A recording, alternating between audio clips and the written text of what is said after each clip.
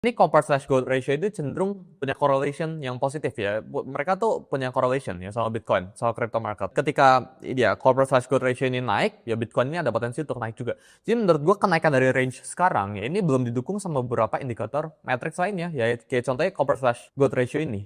Ekonomi di dunia sekarang ya, ini berdasarkan Real Vision, ya ini udah mulai recovering ya, kecuali China sama Russia sebelah sini. Dan kalau kita lihat ya, Goldman Sachs ini prediksi S&P ya, S&P 500 itu buat hit 7.600 di akhir 2026. Jadi Goldman Sachs itu kan institusi, mereka directionalnya itu always ya most likely akan benar gitu. Ini kalau S&P naik ke 7.600 ya, ini kurang lebih sekitar 50% gain dari sekarang. Biasanya itu mereka cuma suka predik sekitar ya 7 atau 8%, jadi basically ini kayak double dari range sekarang gitu ya.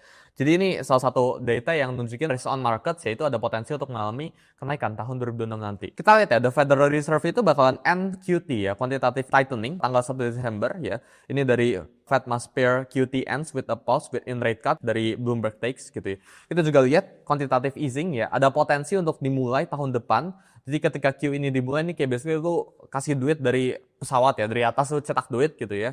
Ini kind of bullish buat crypto market. Bahkan NQT itu aja udah bullish ya. Jadi lu bisa cek chartnya langsung kan di WallCL, di TradingView itu kan. Kita lihat juga ya, PBOC ya, People Bank of China ya, itu udah mulai QE duluan ya, kemarin Oktober. Dan ketika salah satu negara, ya ini udah mulai melakukan suatu activity biasanya, negara lain itu cenderung harus ikutan. Kenapa? Karena akan terjadi yang namanya itu capital outflow, kalau nggak uang itu bakal lari keluar ya. Jadi PBOC udah mulai QE, ada potensi untuk tahun depan ya negara-negara lain buat ikutan QE ya. Negara economic growth itu sekarang lagi recovering kecuali China sama Russia ya. Jadi kenapa